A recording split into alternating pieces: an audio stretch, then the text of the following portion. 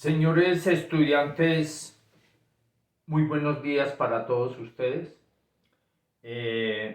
Hoy vamos a tener esta video clase acerca de un tema muy importante en cualquier idioma, que es la palabra.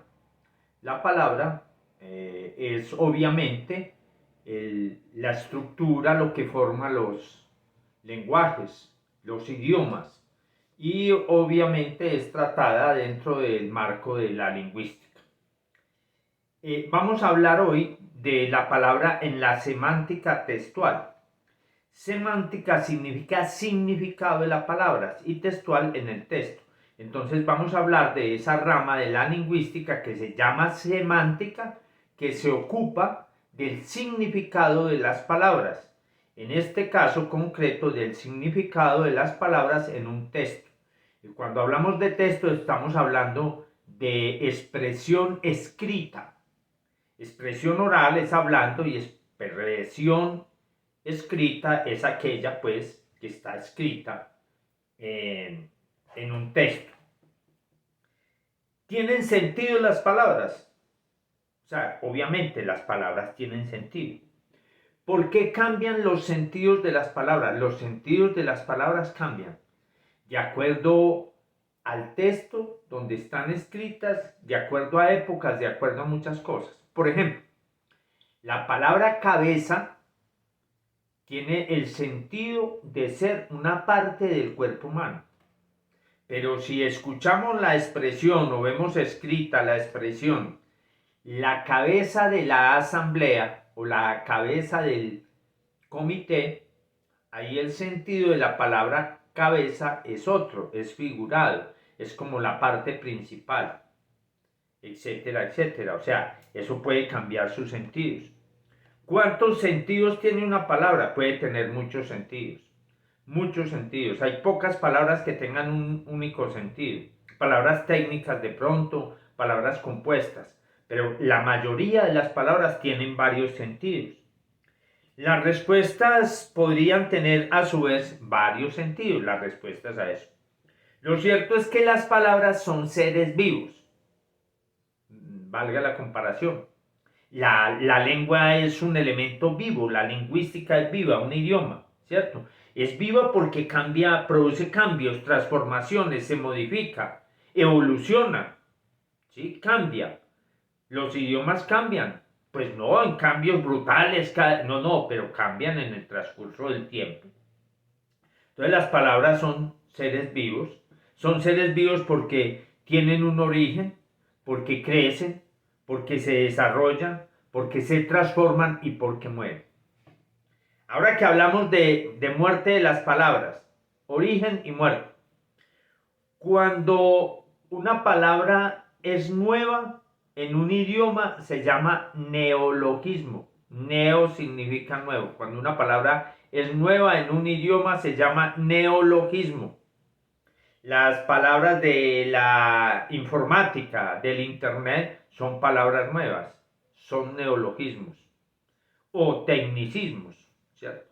Cuando las palabras desaparecen, ya no se utilizan, ya no se usan, se llaman barbarismos, barbarismos o arcaísmos.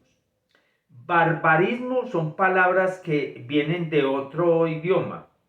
En la anterior, en el idioma español, ¿por qué se llaman barbarismos? Porque ocurrió que España fue invadida por los bárbaros, los invasores se llamaban bárbaros, y ellos trajeron, cuando invadieron a España, trajeron nuevas palabras. Pero en los idiomas en general, las palabras nuevas se llaman neologismos y las palabras antiguas que van desapareciendo se llaman arcaísmos.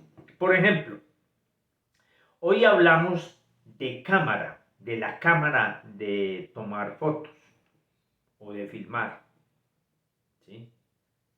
Anteriormente eso se llamaba máquina fotográfica. Máquina fotográfica. El sanitario anteriormente se llamaba inodoro o excusado. Miremos eso. Las fotos que nosotros llamamos hoy fotos, anteriormente se llamaban retratos. Y ahí viene el nombre de máquina de retratar, de tomar fotos. Y son muchas las palabras pues que en el transcurso de los tiempos van cambiando, van apareciendo nuevas y van desapareciendo otras. Las palabras nuevas, repito, se llaman neologismos y las palabras que van desapareciendo se llaman arcaísmos. ¿Sí? Hay otras palabras que llaman extranjerismos, las que vienen de otro idioma. Chau es un extranjerismo, porque nosotros en el idioma castellano tenemos la palabra para despedirnos. Hasta luego, hasta pronto, adiós. Chau es del inglés. ¿Sí? La palabra chip, por ejemplo, que es una palabra nueva porque viene de la cibernética.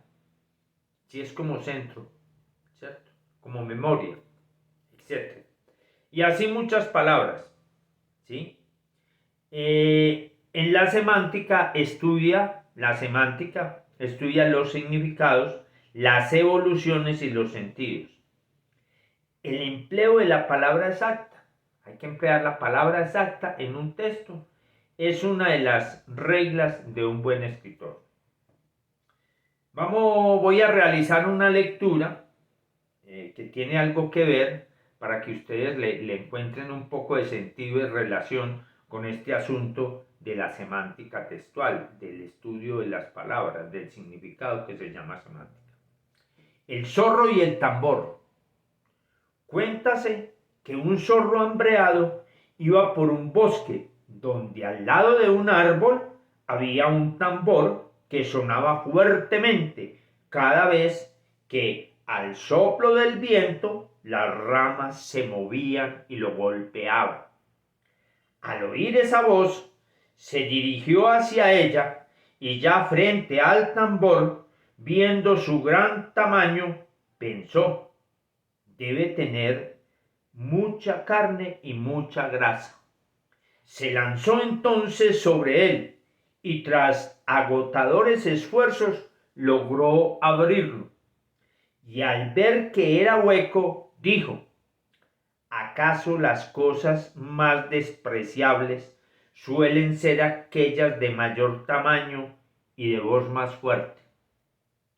Esto es de Kalila y Dima, un Vaidaiva, la versión directa del árabe. ¿Sí? Un escrito sobre eso que nos deja una moraleja. Miramos en la guía, ustedes desarrollan ese trabajo. Bueno, vamos a entrarnos propiamente en el tema de la semántica. La semántica es la parte de la lingüística que estudia el sentido o significado de las palabras. Estudia el sentido o el significado de las palabras. ¿Cierto? La significación de las palabras se estudia a partir de dos aspectos. El aspecto diacrónico y el aspecto sincrónico.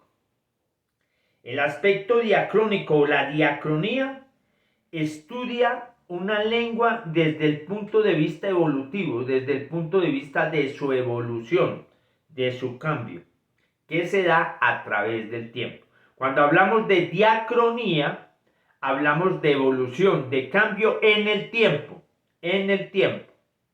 La sincronía estudia la lengua en un momento determinado, atendiendo al contexto y a la situación.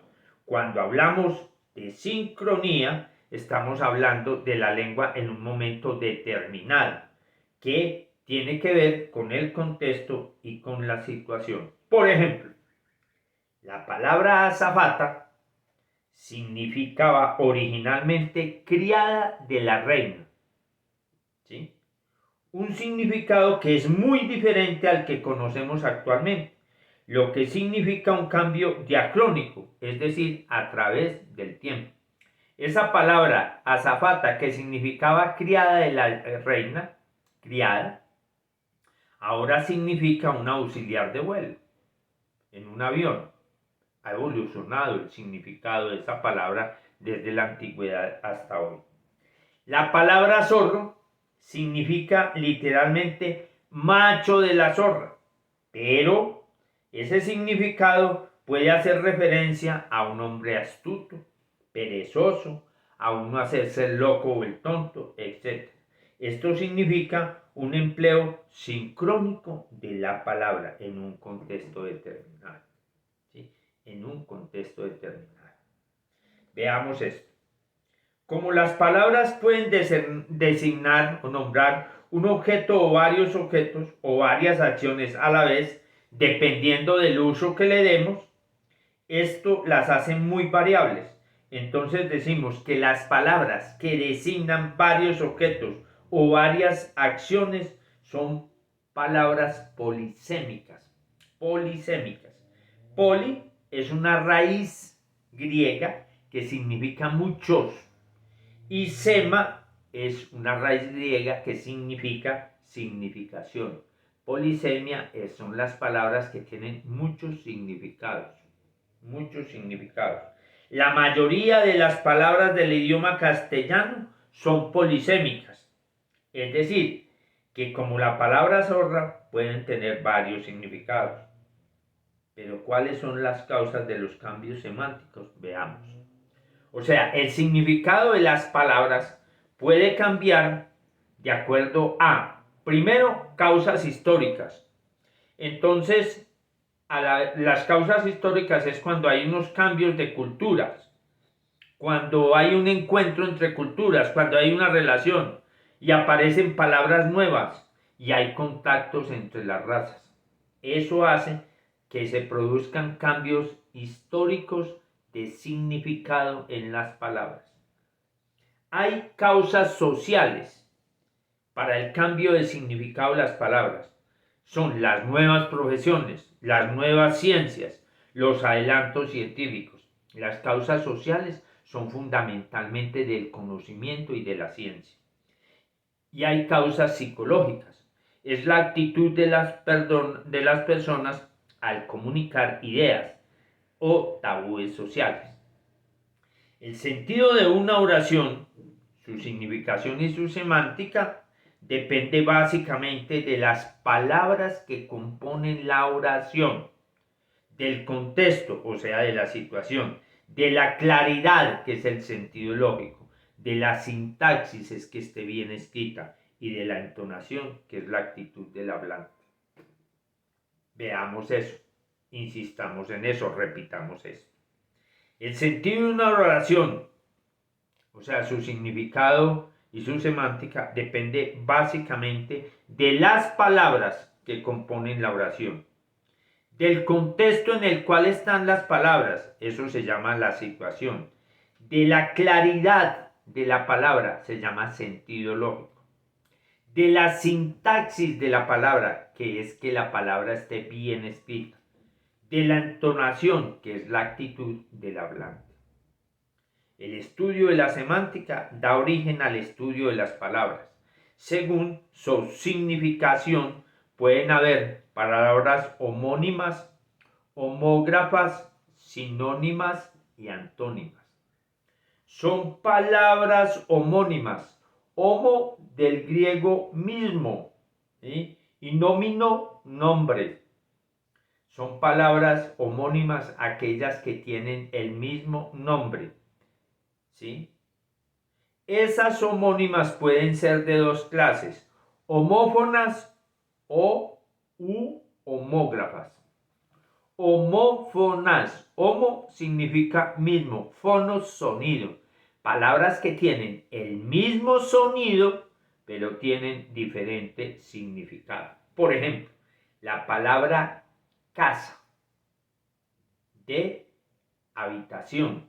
La palabra casa con S significa la morada, el sitio en el cual se habitan o viven personas.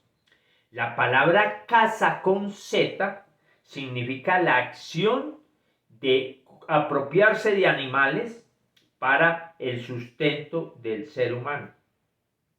Salir a cazar, ¿sí? Es ir al monte a coger animales o a matarlos para el sustento o la alimentación. Esas dos palabras son homófonas porque en la lengua castellana nosotros no diferenciamos el sonido S de la Z. Entonces yo hablo tranquilamente. Él se fue para la casa. Si ese contexto me da a mí a entender que la persona se fue a su casa de habitación. Él se fue a la casa. Ese contexto a la casa me indica que fue de cacería, que fue a cazar animales. Por eso repito, son homófonas porque tienen el mismo sentido, tienen el mismo sonido, pero tienen una significación diferente. Homógrafas, homófonas las que suenan lo mismo. Homógrafas las que tienen la misma escritura, porque homos significa mismo y grafos, letra o escritura. Tienen la misma escritura, pero tienen diferentes significados. Por ejemplo, la palabra banco. Mire todos los significados que tiene la palabra banco y se escribe lo mismo con B alta. Banco. Banco de depósito de dinero. Banco de ese mueble donde uno se sienta. ¿Cierto? Banco de arena, que es un montón, un cúmulo de arena. Tiene 3 significados la misma palabra. Es homógrafa porque se escribe lo mismo, pero significa diferente. Hay palabras sinónimas, que son las que tienen, ¿sí?, un significado parecido, no igual, parecido, similar, no igual. Hay algunas diferencias, pero normalmente, tienen un significado parecido. Quieto y estático, paralizado. Está quieto, está estático, está paralizado. Esas 3 palabras son sinónimas. Y muchas otras palabras que son sinónimas, que tienen un significado parecido. Tristeza, amargura, dolor, por ejemplo. ¿Sí? Por ejemplo. Rozagante, ¿sí?, fortachón, tienen el mismo significado. Y hay palabras antónimas, que son aquellas que tienen un significado contrario la una de la otra. Entonces, por ejemplo, la palabra altura o alto tiene como antónimo bajo. La palabra grueso tiene como antónimo la palabra delgado. La palabra muerte tiene como antónimo la palabra vida. Este asunto luego, cuando ya fuera la semántica, pues lo profundizaremos y haremos algunos ejercicios atinentes al aspecto. Por ahora, les repito, estoy explicando la guía que próximamente se les entregará a ustedes para que entonces puedan tener un mayor conocimiento, una mayor concientización con el texto y puedan resolver las actividades que hay para resolver. El sentido de una oración, su significación y su semántica, depende del hablante, no olvidemos eso nunca. La palabra crea el mundo. Es importantísima la palabra. Antes de conocer la escritura, muchos pueblos del mundo han tenido largos periodos de consolidación de sus procesos culturales a través de las tradiciones orales. O sea, primero fue la palabra oral, hablada, y después de mucho tiempo se logró pasar del pensamiento a la palabra y de la palabra a la escritura. ¿Cuándo apareció la escritura? La escritura es prácticamente un invento bastante reciente que se dio en pocos lugares del mundo. O sea, no se dio a la vez en el mundo, no, así como por pedacitos, en partes diferentes, en el Lejano Oriente, en la China, en el Asia Central, en la región de Sumeria, en Egipto, y durante un largo periodo que permitió pasar de escrituras jeroglíficas a alfabetos silábicos. Las escrituras jeroglíficas eran los dibujos que representaban cosas de la realidad, representaban personas, animales, cosas, sucesos, fenómenos y procesos en los jeroglíficos, dibujitos, ¿cierto? Dibujitos. Miremos que todavía no se ha materializado la escritura. Luego de esos jeroglíficos se pasó a los alfabetos silábicos. Entonces son las palabras compuestas por letras, las letras forman sílabas, etc. Entonces ya hay tres elementos al final. El primero es uno, pensar. Luego eso se expresó oralmente, segundo punto, elemento. Y luego se hicieron dibujos, tercer elemento. Y luego vino un cuarto elemento. Los sonidos ya no se representaron en objetos, en sucesos, fenómenos o procesos, sino en letras, fonemas. Entonces esos sonidos, de acuerdo a, fueron tomando un dibujo, una representación en los diferentes idiomas. Pero antes de llegar la escritura, los pueblos tenían un vehículo privilegiado para transmitir sus valores culturales, sus principios morales, su interpretación del mundo, el mito. En la mayoría de los pueblos del mundo, a estos largos periodos históricos se les ha llamado tiempos míticos, del mito, de la mitología. Tiempos oscuros, quizá porque ellos solo tenemos escuelas, tradiciones que han llegado en forma de relatos recogidos por historiadores tardíos o también modernamente por el trabajo de los antropólogos o viajeros que han incursionado en las comunidades que todavía mantienen una tradición oral viva. ¿Qué es un mito? Es como esa primera forma de comunicación, de expresión oral que contaba, que narraba, que relataba cosas. El mito es un conjunto de narraciones fantástico-poéticas simbólicas, por medio de las cuales en la antigüedad los primeros humanos se expresaban o explicaban el origen del universo. Y ahí tenemos dos cosas. Las cosmologías, que era el conjunto de cosas que hablaban acerca de los posibles orígenes del universo, y las teogonías, que hablaban acerca de los dioses que creaban o conformaban o originaban el mundo. Cosmologías, cosmos, significa orden. Cosmos, la palabra viene del griego cosmos, que significa orden. Logos, entonces explicación del orden, del cosmos, de lo que hoy es el universo. Cosmos es orden, y la palabra antónima de cosmos es caos, que es desorden. Y eso se empezó a emplear en la mitología griega, sobre todo en la mitología griega. Las teogonías, teos viene del griego teo, que significa Dios, gonos, origen de los dioses, gonos, origen de los dioses.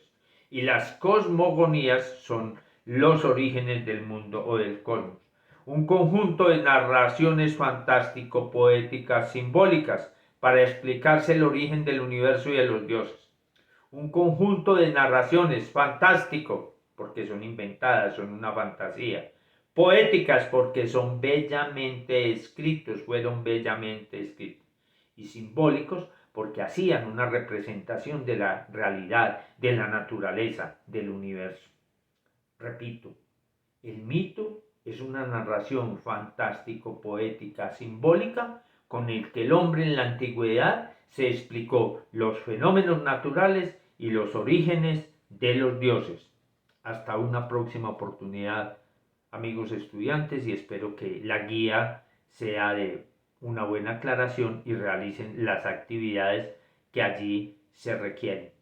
Muchísimas gracias, que Dios los bendiga.